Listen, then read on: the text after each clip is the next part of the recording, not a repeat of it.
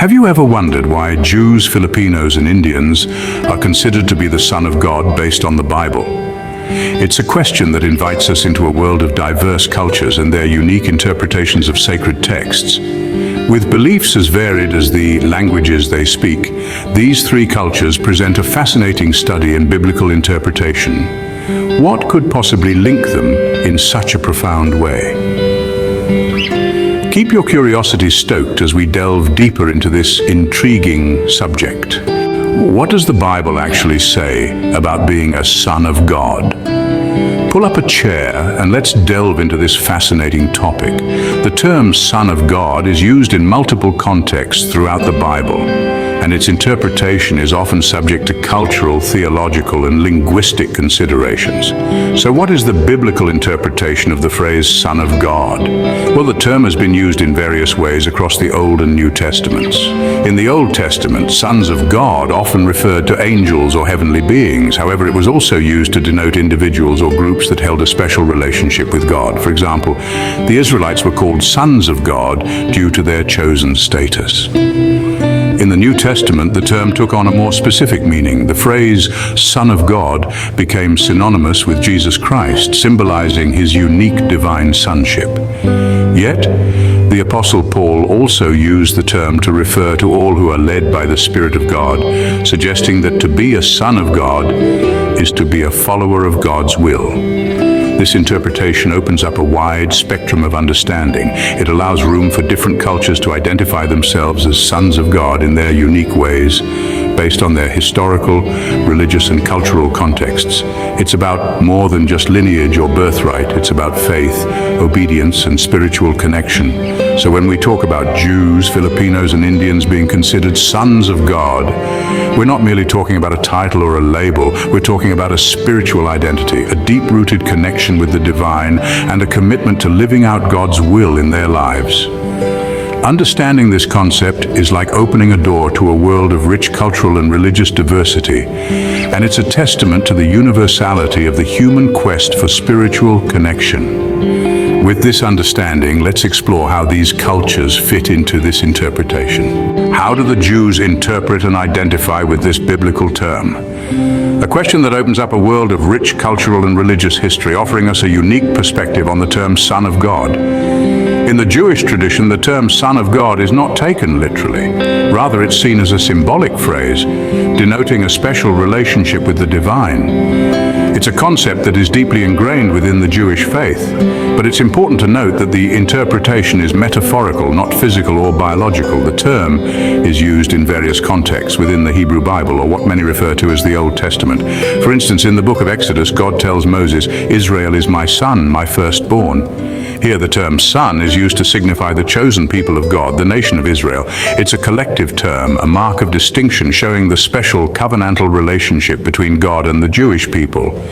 In Jewish thought, being a son of God is about embodying the values, ethics, and laws that God has laid down. It's about walking in the path of righteousness, seeking justice, and striving for moral integrity. It's a spiritual identity, one that is earned through actions and deeds rather than birthright. This perspective is deeply rooted in the Jewish belief in the oneness of God, the principle of monotheism that is central to their faith. It's a belief that rejects any notion of divine lineage or physical offspring of God. Instead, it emphasizes the spiritual bond between God and his people, a bond that is nurtured through the observance of commandments and the pursuit of a righteous life. So when we consider the Jewish perspective, the term Son of God is a symbolic representation of a deep spiritual relationship with the divine. It's about being chosen, about living a life of moral and ethical excellence, reflecting the divine values in one's actions and deeds. The Jewish perspective offers a unique interpretation, but what about the Filipinos and Indians? Stay tuned as we dive into these perspectives in the upcoming scenes. How do Filipinos and Indians identify themselves as the Son of God in their cultural and religious context? For Filipinos, their interpretation of being the Son of God is deeply embedded in their Catholic faith. The Philippines is one of the few predominantly Catholic countries in Asia, and their belief system is influenced by their Spanish colonial history. The concept of being a son of God is often linked to the idea of being a child of God, a term used to express the intimate relationship between God and his followers.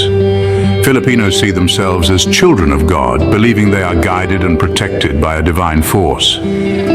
In their cultural context, this belief manifests in their everyday life, shaping their values, traditions, and social structures. Filipinos are known for their strong familial ties, respect for elders, and their deep sense of community, all of which mirror their interpretation of being part of God's family. They view their life's hardships as tests of faith, seeing them as opportunities to prove their resilience and devotion as God's children. Now let's turn our attention to India. India is a diverse country with a multitude of religions, and each interprets the concept of being a son of God differently. However, for the sake of this discussion, we'll focus on Hinduism, the most widely practiced religion in the country. In Hinduism, the term son of God is not commonly used. Instead, the concept of Atman, or the soul, is more prevalent. The Atman is believed to be divine, eternal, and is a part of the Brahman, or the supreme cosmic power. This belief is akin to the idea of being a son of God, as it implies a direct connection and unity with the divine.